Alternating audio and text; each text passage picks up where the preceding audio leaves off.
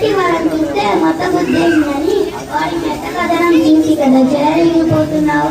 కొడుకు బాగుండాలి, కోడలు అడుగుతున్నారు అనే తత్వం ఎప్పుడు నా మీద పడి ఆడవడమేనా? కురుమురుని మంగళ మీద పడిందని నాన్న అంటున్నావు.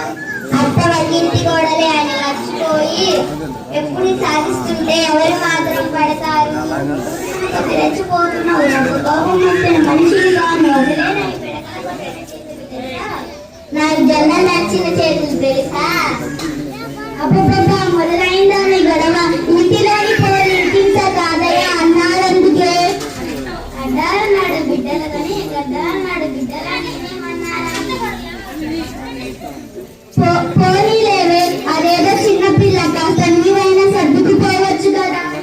అంతేనాయన ముందు వచ్చిన చెవుల కంటే వెనక వచ్చిన గమ్ములు వాడి తల్లి అల్లం ముక్క బెల్లం బెల్లం ముక్క అయిందను నాయన. చూడండి చూడండి అనేవన్నీ అనేసి రంగరాజు తుమ్ముగురిలా మెమ్మలాంటింది. చూడండి చూడండి.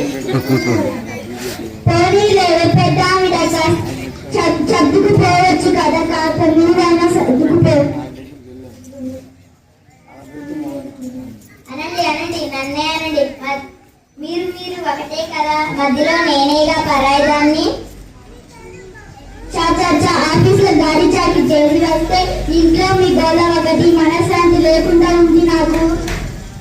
అవును రాజుల తప్పు రాలపాలన్నట్లు మీ సంపాదనంతా తన సినిమాలకు షికారులకు చాలట్లేదు. నేనేమో చూస్తూ ఊరుకోలేను.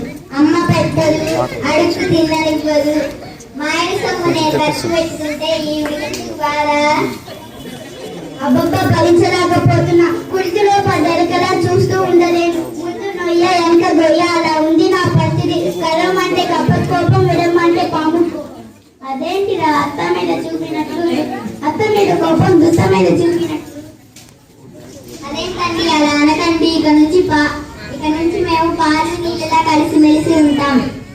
అంటే వాడు సన్యాసంలో కలిసిపోతానంటున్నాడు. కానీ నీ వల్లే దామదామని చూశాడా మళ్ళీ మొదలు రెడ్డొచ్చి మొదలెడినట్లే.